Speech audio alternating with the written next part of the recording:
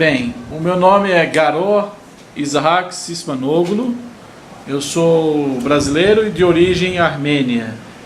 O meu pai ele é descendente de armênios e nascido em Istambul, na Turquia, e eu gostaria de contar um fato histórico a respeito do genocídio armênio ocorrido na década da Primeira Guerra Mundial, em 1914 até 1923, onde, segundo historiadores, entre 600 mil e 1,5 milhão de armênios foram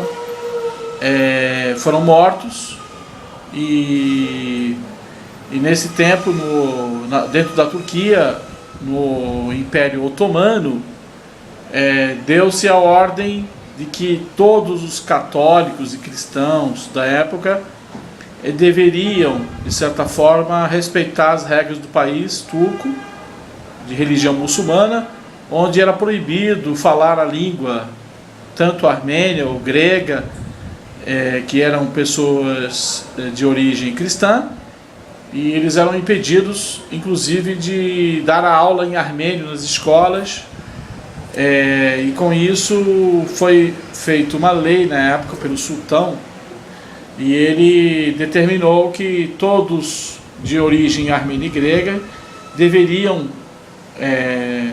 aceitar ou, de certa forma, renegar a religião e a raça armênia ou grega, e com isso muitos armênios foram obrigados a trocar o sobrenome.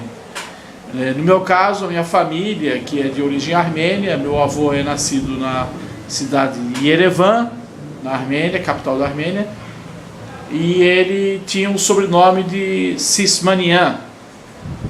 Também soa um pouco turco esse Sis, que é um X, mas de qualquer forma, naquela época era uma proteção, que significa Sismanian, filho gordo.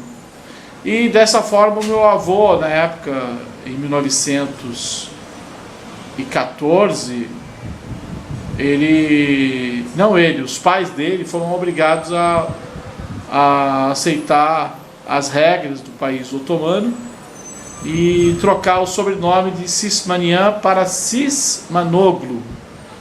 E com isso tornou-se cidadão turco, para que ele não fosse executado como tantos outros parentes foram executados naquela época. E com isso o sobrenome passou para Sismanoglu. Bem, essa é a questão da mudança do sobrenome. Mas naquela época os armênios também lutaram muito contra o Império Otomano e conseguiram isolar o massacre. E, enfim, houve uma certa proteção e apoio do governo francês. O governo inglês não deu nenhum tipo de apoio na época, mas que o governo francês, através do exército, conseguiu bloquear.